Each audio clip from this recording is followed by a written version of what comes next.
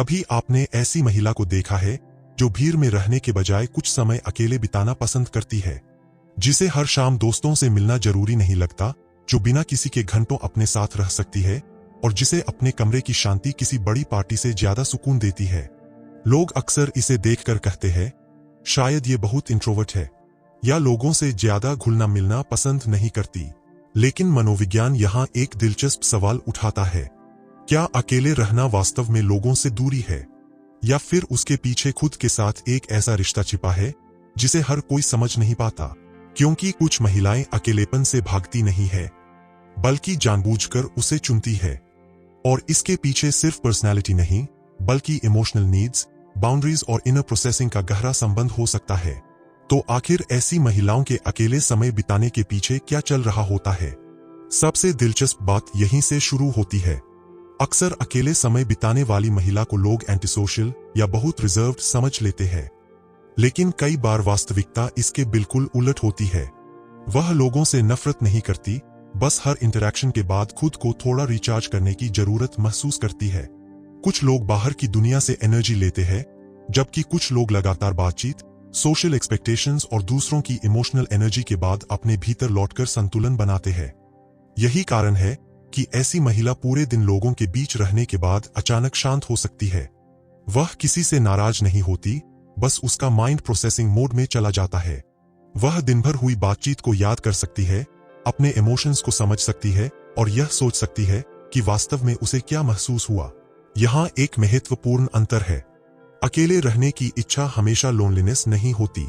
Loneliness में व्यक्ति connection चाहता है लेकिन कनेक्शन महसूस नहीं कर पाता, जबकि हेल्थी सॉलिट्यूड में व्यक्ति कुछ समय के लिए कनेक्शन से पीछे हटकर खुद से जुड़ना चाहता है। इसलिए अगर कोई महिला कभी कभी कहती है, मुझे बस थोड़ा अकेला रहना है, तो जरूरी नहीं कि वह आपसे दूर जाना चाहती हो। हो सकता है वह खुद के पास वापस जाना चाहती हो। लेकिन अकेले समय की जरूरत सिर्फ सोशल एनर्जी से जुड़ी नहीं होती। कई महिलाओं के लिए यह अपने इमोशंस को प्रोसेस करने का तरीका भी बन जाती है।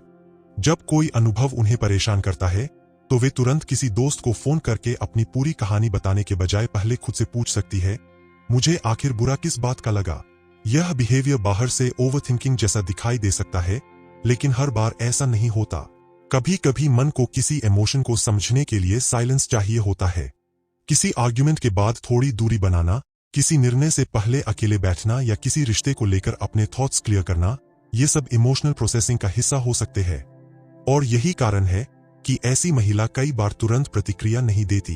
वह जवाब देने से पहले सोचती है।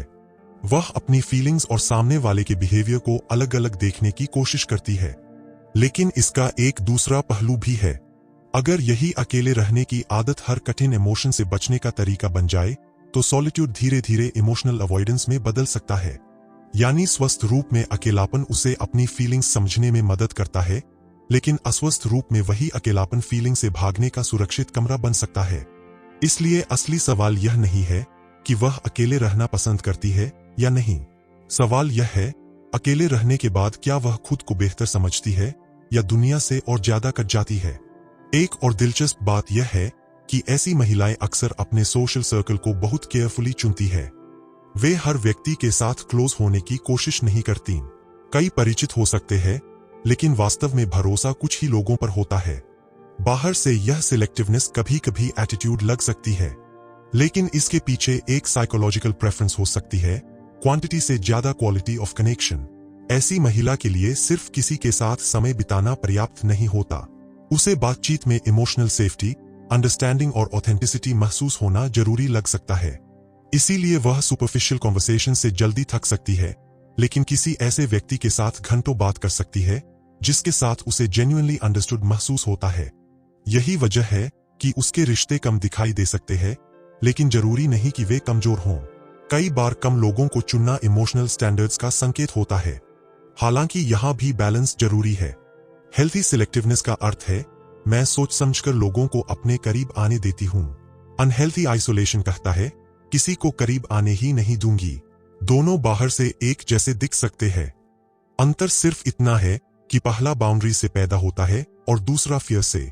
और शायद यही कारण है कि किसी महिला के सोशल सर्कल को देखकर उसके इमोशनल वर्ल्ड का अनुमान लगाना इतना आसान नहीं होता। अकेले समय बिताने की आदत का एक और गहरा संबंध ऑटोनॉमी से हो सकता है, यानी अपनी जिंदगी के फैसलों पर खुद का अधिकार महसूस करना। कुछ महिलाएं तब सबसे कंफर्टेबल महसूस करती है जब उन्हें हर छोटी चीज के लिए किसी और की अप्रूवल की जरूरत नहीं होती। वे अकेले खाना खा सकती है, अकेले कहीं जा सकती है, अपने फैसले खुद ले सकती है और अपने खाली समय को किसी और की अवेलेबिलिटी के हिसाब से तय नहीं करती। यह इंडिपेंडेंस सिर्फ बाहरी व्यवहार नहीं होती, धीरे धीरे यह एक साइकोलॉजिकल बिलीफ बन सकती है। मैं अपने साथ रह सकती हूं, इसलिए मुझे अपनी कंप्लीटनेस साबित करने के लिए हर समय किसी की जरूरत नहीं है। लेकिन इसका मतलब यह नहीं कि ऐसी महिला को रिश्ते नहीं चाहिए। असल में हेल्थी इंडिपेंडेंस और इमोशनल क्लोजनेस एक दूसरे के विरोधी नहीं है। एक इमोशनली मैच्योर व्यक्ति यह कह सकता है, मुझे तुम्हारी जरूरत नहीं है, इसलिए मैं तुम्हें नहीं चाहता, नहीं, बल्कि मैं अकेले भी ठीक हूं, इसलिए तुम्हारे साथ रहना मेरी मजबूरी नहीं, मेरी कॉन्शियस चॉइस है। यही अंतर रिश्तों को अधिक हेल्थी बना सकता है, क्योंकि जहां अकेले रहने की क्षमता होती है, वहां रिश्ता जरूरत से ज्यादा चॉइस बन सकता है। और चॉइस पर बने रिश्ते अक्सर डिपेंडेंसी पर बने रिश्तों से ज्यादा स्पष्ट होते हैं। कई बार अकेले रहने की पसंद एक और चीज बताती है, वह महिला अपने इनर वर्ल्ड को काफी महत्व देती है। विचार, कल्पनाएं, गोल्स, मेमोरीज, इमोशंस और भविष्य को लेकर सोच। उसके लिए ये सब केवल खाली समय भरने की चीजें नहीं होती। अकेले बैठना उसके लिए बोर्डम नहीं, मेंटल स्पेस हो सकता है। यही स्पेस उसे अपने बारे में ऐसी बातें नोटिस करने देता है जिन्हें लगातार डिस्ट्रैक्शंस के बीच महसूस करना मुश्किल होता है। उदाहरण के लिए, वह अचानक समझ सकती है कि जिस रिश्ते को वह लंबे समय से बचाने की कोशिश कर रही थी, उसमें वास्तव में उसे खुशी नहीं मिल रही। या उसे यह महसूस हो सकता है कि वह किसी दूसरे व्यक्ति की एक्सपेक्टेशंस के अनुसार जी रही थी।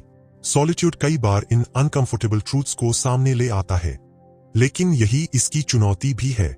जब डिस्ट्रैक्शंस कम होते हैं, तो व्यक्ति अपने थॉट्स से बच नहीं पाता। इसलिए कुछ महिलाएं अकेले रहना पसंद तो करती है, लेकिन उनका अकेला समय हमेशा पीसफुल नहीं होता। कभी वह सेल्फ अवेयरनेस देता है, तो कभी पुराने डाउट्स को भी ज्यादा स्पष्ट कर देता है। इसका मतलब यह नहीं कि सॉलिट्यूड हमेशा हीलिंग है, बल्कि यह एक मिरर की तरह है। जो भीतर है, वह अक्सर ज्यादा साफ दिखाई देने लगता है। और शायद सबसे सरप्राइजिंग बात यह है कि अकेले समय पसंद करने वाली महिला हमेशा इमोशनली स्ट्रांग नहीं होती, लेकिन वह अपने इमोशंस के साथ अधिक प्राइवेट हो सकती है। कुछ लोग दुखी होते ही अपनी फीलिंग्स शेयर कर देते हैं। कुछ लोग पहले उन्हें भीतर समझने की कोशिश करते हैं। ऐसी महिला अपने संघर्षों के बारे में बहुत कम लोगों को बता सकती है। बाहर से वह काम दिखाई दे सकती है, जबकि भीतर वह किसी निर्णय, रिश्ते या भविष्य को लेकर काफी कुछ प्रोसेस कर रही हो। यहीं एक सटल कॉन्ट्रडिक्शन पैदा होता है। जो व्यक्ति सबसे ज्यादा इंडिपेंडेंट दिखाई देता है, उसे भी कभी कभी इमोशनल सपोर्ट की जरूरत हो सकती है, लेकिन शायद वह सपोर्ट मांगने में कंफर्टेबल नहीं होती। कभी सेल्फ रिलायंस इतनी मजबूत हो जाती है कि व्यक्ति दूसरों को अपनी वल्नरेबिलिटी दिखाना ही मुश्किल समझने लगता है। हेल्थी वर्जन में वह कहती है, मैं अपनी प्रॉब्लम संभाल सकती हूं, लेकिन जरूरत पड़ने पर तुम्हें अपने करीब आने दूंगी। अनहेल्थी वर्जन में, मुझे किसी की जरूरत नहीं। इन दोनों वाक्यों के बीच बहुत बड़ा साइकोलॉजिकल अंतर है। इसलिए किसी महिला की इंडिपेंडेंस देखकर यह मान लेना कि उसे इमोशनल कनेक्शन की जरूरत नहीं, एक बड़ी गलतफहमी हो सकती है। कभी कभी सबसे शांत व्यक्ति के भीतर भी कनेक्शन की गहरी जरूरत होती है, बस वह उसे हर किसी के सामने नहीं रखता। और अंत में, अकेले समय बिताने की पसंद को समझने का सबसे महत्वपूर्ण तरीका शायद यही है कि हम इसे एक लेबल न बनाएं। किसी महिला का अकेले रहना यह साबित नहीं करता कि वह इंट्रोवर्ट है, इमोशनली अनअवेलेबल है, एरोगेंट है या किसी रिश्ते से भाग रही है। एक ही बिहेवियर के पीछे अलग अलग कारण हो सकते हैं। किसी के लिए सॉलिट्यूड रिचार्ज है, किसी के लिए सेल्फ डिस्कवरी, किसी के लिए बाउंड्रीज, किसी के लिए पास्ट एक्सपीरियंसेस के बाद बनाया गया इमोशनल प्रोटेक्शन। और कभी कभी यह सिर्फ इतना भी हो सकता है कि उसे अपने साथ रहना जेन्युइनली अच्छा लगता है। शायद इसलिए अगली बार जब आप किसी महिला को भीड़ से दूर, अपने विचारों में या अकेले समय बिताते हुए देखें, तो तुरंत यह मत सोचिए कि वह लोगों से दूर है।